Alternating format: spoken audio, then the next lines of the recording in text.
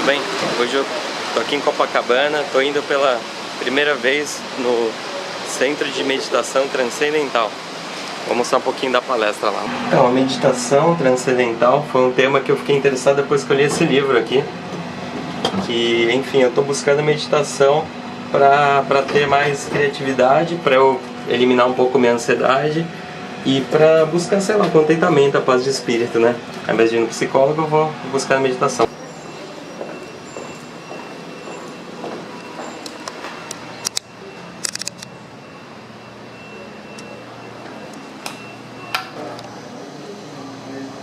Bom, esse daqui é o Centro de Meditação e agora eu vou mostrar um trechinho da palestra. Na verdade só veio eu hoje, né? A gente representa aqui no Brasil essa Sociedade Internacional de Meditação, que tem vários países que praticam essa técnica. Então, nessa técnica particular de meditação, a pessoa sai durante os 20 minutos de meditação 2 vezes por dia, que é o tempo que a gente coloca para a pessoa fazer, ela sai da superfície dos pensamentos e começa a experimentar níveis mais sutis do próprio pensamento. Experimentar a fonte dos pensamentos, ou o campo da consciência pura, ou o estado do ser, onde a gente foi para ensinar... Um instantinho, deixa eu sentar aqui que vai melhorar o ponto de vista aqui na câmera. Por que a gente tem que botar uma técnica para ajudar a gente a viver melhor? A gente tem hoje em dia uma quantidade de estímulos absurda. Dizem que são 14 milhões de estímulos. Nossa. Estímulos do quê? De luz, de trabalho, relacionamento, do dia a dia que está muito mais conturbado. Né? A gente tem aí a internet, Facebook, Instagram, ou seja, são muitos estímulos. E o detalhe é o seguinte: o repouso com o sono não é suficientemente forte para liberar tensões num nível muito profundo. A gente libera a fadiga muscular, se a gente malhou muito, mas não um estresse mais profundo, talvez alguma coisa ligada à depressão, insônia, ou qualquer outro distúrbio de saúde ou de comportamento que a pessoa tem. Então a meditação viria para ajudar a digerir essa quantidade absurda de estímulos. Mas como assim? Com a meditação, a gente experimenta um estado diferente de funcionamento fisiológico.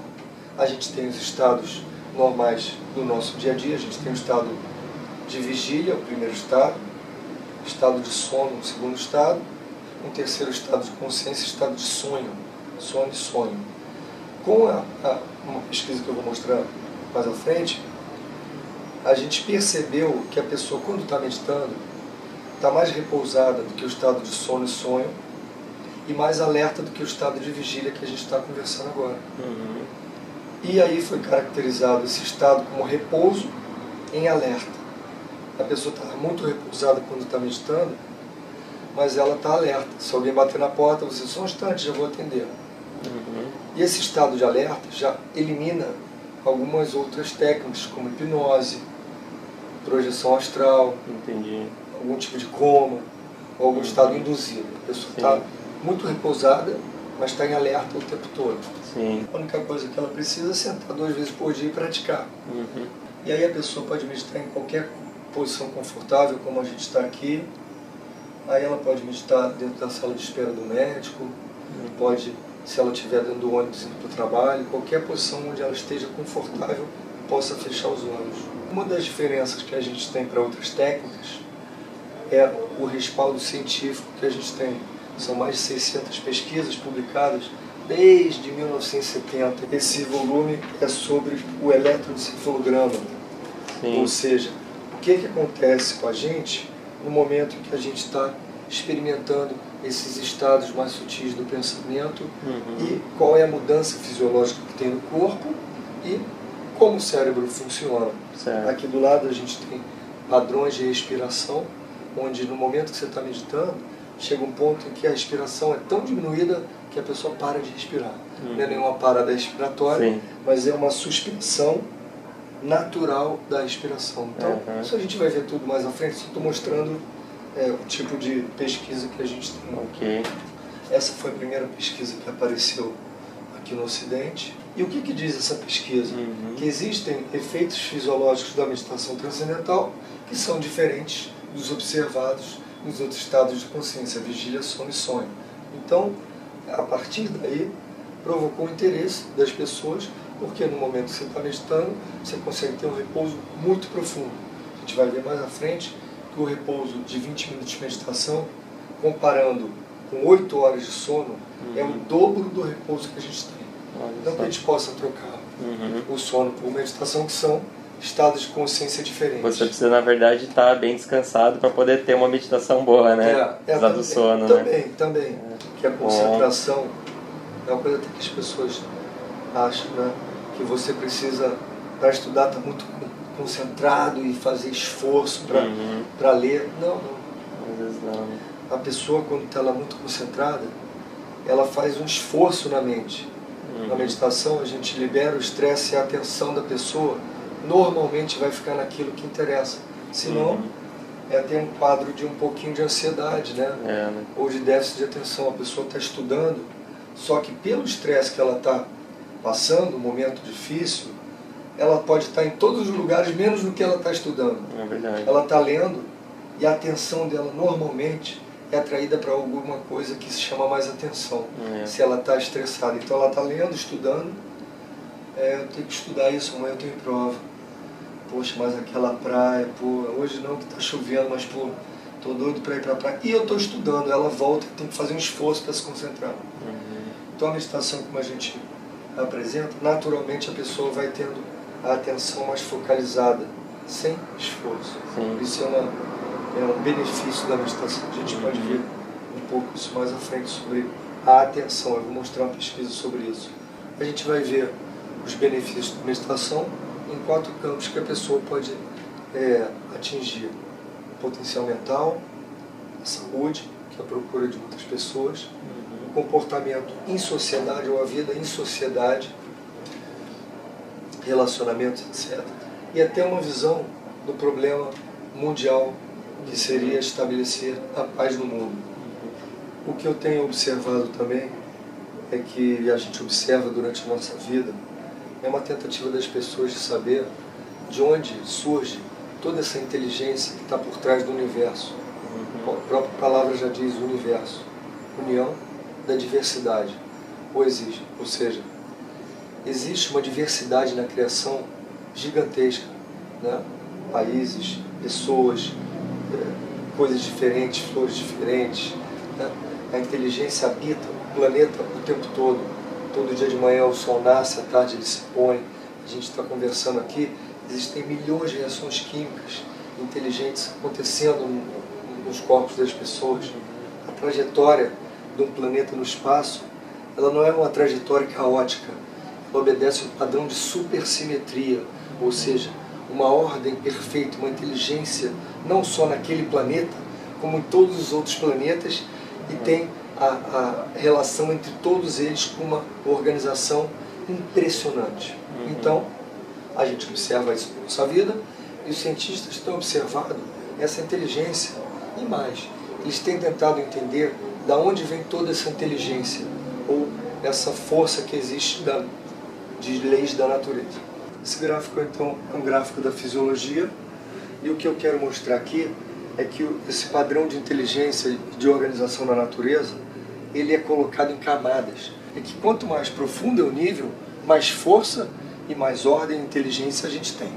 Qual é a analogia com a meditação?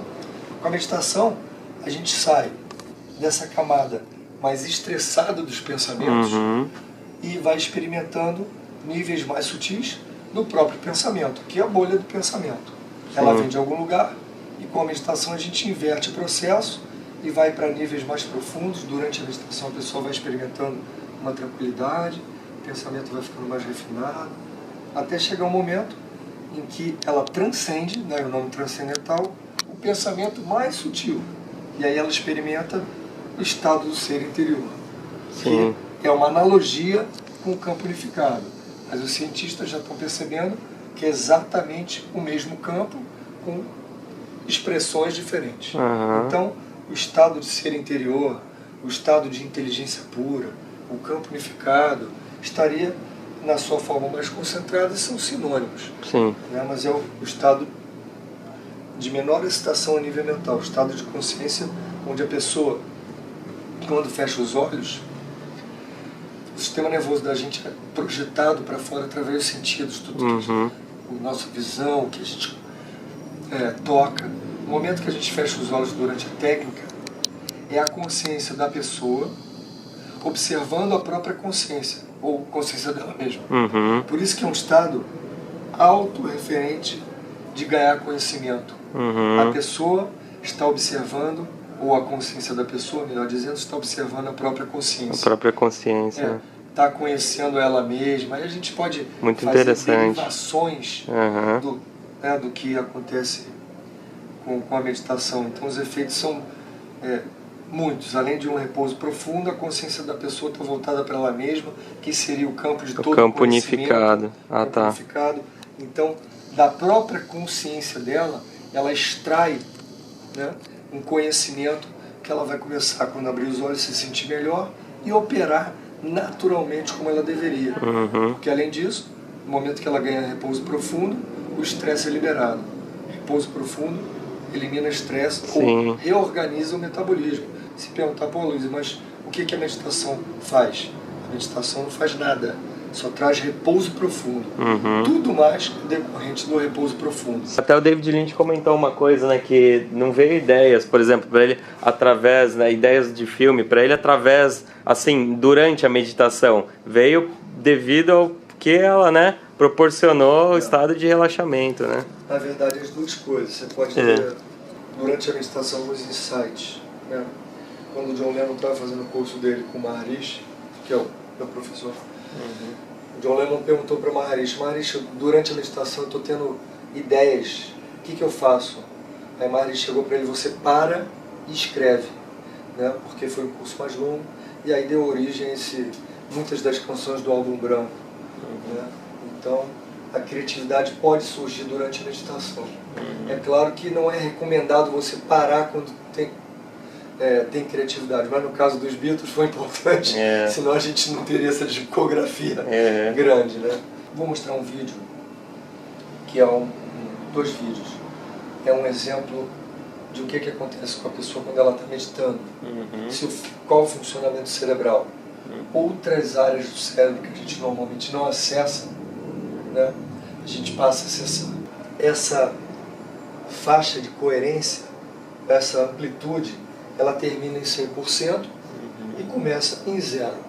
Aqui uma pessoa não está meditando, esse é o funcionamento nos dois hemisférios, e a gente vai ver quando chegar nesse ponto, acontece uma mudança. Quando ela vai meditar, né? Quando ela começa a meditar. Então ela começa a meditar agora, ó. O espectro aumenta. Isso a olho nu a gente já percebe. E embaixo, o eletroencefalograma já demonstra que quando a pessoa começou a meditar, a coerência, ou seja, a capacidade dos hemisférios funcionarem de uma maneira global, tanto intrahemisferial como interhemisferial, vai acima de 90%. E fica quase durante todo esse experimento.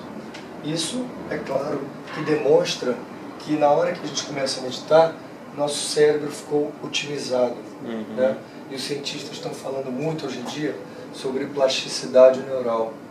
Plasticidade neural seria a capacidade do cérebro de se moldar à experiência da vida diária. Então, eles passam para a gente que 70% das conexões nervosas podem ser mudadas ou são mudadas a cada dia.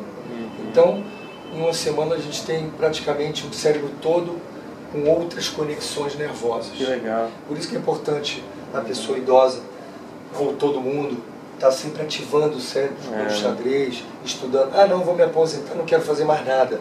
Pô, o cara vai entrar num nível complicado. Né? E a maneira como o cérebro, como o cérebro se coloca em relação às atividades, faz com que ele vá mudando. Então, é só um comentário, né? Mas as pessoas que têm uma atividade muito estressante, vamos dizer, trabalha no presídio, é carcereiro, pô, aquela tensão, talvez uma tensão muito grande, faz com que o cérebro vá criando conexões de acordo com aquela atividade. Entendi. De outra maneira, se a pessoa trabalha né? De repente com um filme, que é uma coisa, tudo bem, pode ser estressante, mas é uma coisa bacana, né? Locações, etc, e revelando o comportamento humano, sei lá. Ela está ativando outras conexões. Então o que eles querem passar, seja gente boas ou ruins atividades, é que o cérebro se molda à nossa experiência. Eu formei educação física, por isso eu dou uma pincelada nessa parte.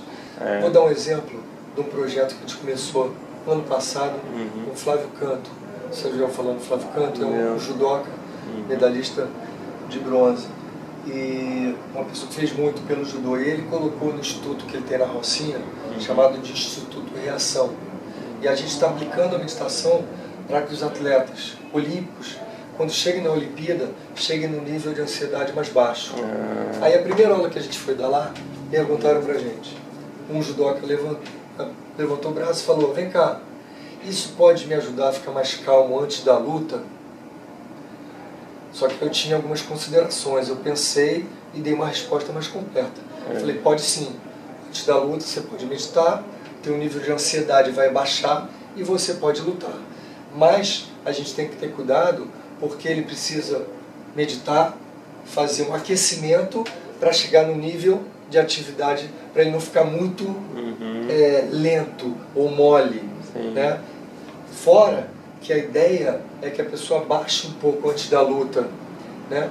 A excitação, a turbulência, mas que ela venha fazendo o programa para que isso seja baixado diariamente 2 vezes 20 minutos. Então no dia a dia dele, ele vai estar praticando a meditação, né? Porque às vezes a pessoa espera chegar antes da luta para ter uma chave mágica para entrar mais tranquilo. Né? A gente viu o que aconteceu na Copa do Mundo. Né? Os jogadores passaram por uma pressão muito grande e começaram a chorar muito, super normal, só que aí tiveram que ligar para a psicóloga deles para ir na fazenda, lá no Comari, para tentar ver o que fazia. Tudo bem, eu estou entendendo, mas isso já pode ser feito de uma maneira prévia para que chegue na hora, que ela não vai ter muito jeito, ela vai ajudar com algumas ferramentas que a psicologia dispõe, mas na hora ali já é complicado, eles já estão dentro da competição. Teoricamente, quem sou eu para falar, mas tudo já estaria que tivesse sendo feito antes para não precisar em cima da hora. Né? Isso é uma visão minha, é uma opinião particular minha. Então, esse projeto não é só para os atletas, mas ele está sendo colocado, lá eles têm um universo de, não me lembro se 2 ou 3 mil pessoas, acredito que 2 mil pessoas, e elas estão aprendendo agora, nesse momento elas estão aprendendo meditação. É um projeto bastante interessante. Isso só para a gente dar um exemplo de como isso pode ser aplicado a meditação nessa parte do desporto. Né? Quero mostrar uma outra pesquisa que fala sobre a diferença do sono e da meditação transcendental. Mesma coisa, eletroencefalograma, análise gráfica. Então, a diferença durante o sono, e uma pessoa começou a meditar recente, 2 semanas de meditação.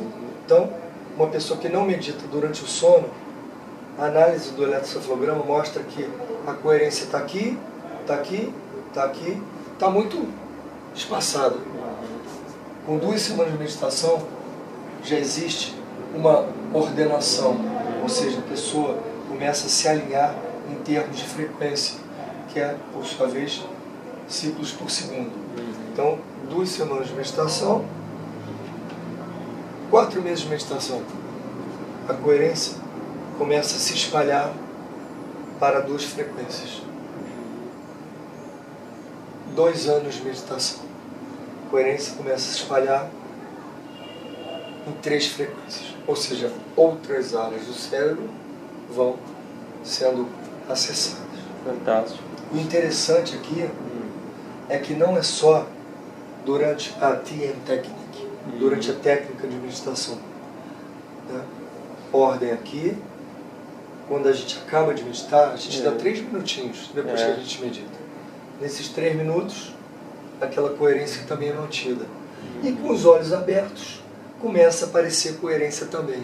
Ou seja, o objetivo da meditação é você acabar de meditar a meditação, apesar da técnica ser prazerosa, experiência boa, mas abrir os olhos e quando você vai trabalhar, você está mais focalizado no seu trabalho. Por quê? Porque a sua coerência cerebral começa a extrapolar o período de 20 minutos de meditação. É claro que não é mágica. Você não vai ficar bem, talvez o dia inteiro no seu trabalho. Vai chegar no final da tarde, você está meio cansado. Aí você medita de novo. Aí curte um pouquinho mais da noite. Aí dorme. Aí se você começou a ter um repouso durante o dia, você dorme melhor. Se dorme melhor, você acorda melhor, medita de novo. E você quebra o ciclo vicioso da falta de descanso com sono. Que é insônia, de repente, em algum momento. Por quê? Porque o oposto é verdadeiro. A pessoa está cansada durante o dia de trabalho, não tem a meditação, vai dormir durante a noite. O corpo quer dormir, só que ele está muito cansado, a cabeça começa a pensar, aí pode ter um pouquinho de insônia, quadro de insônia, aí ela dorme mal. Dorme mal, o oposto é verdadeiro. Acorda mal, trabalha mal, dorme mal de novo. É verdade.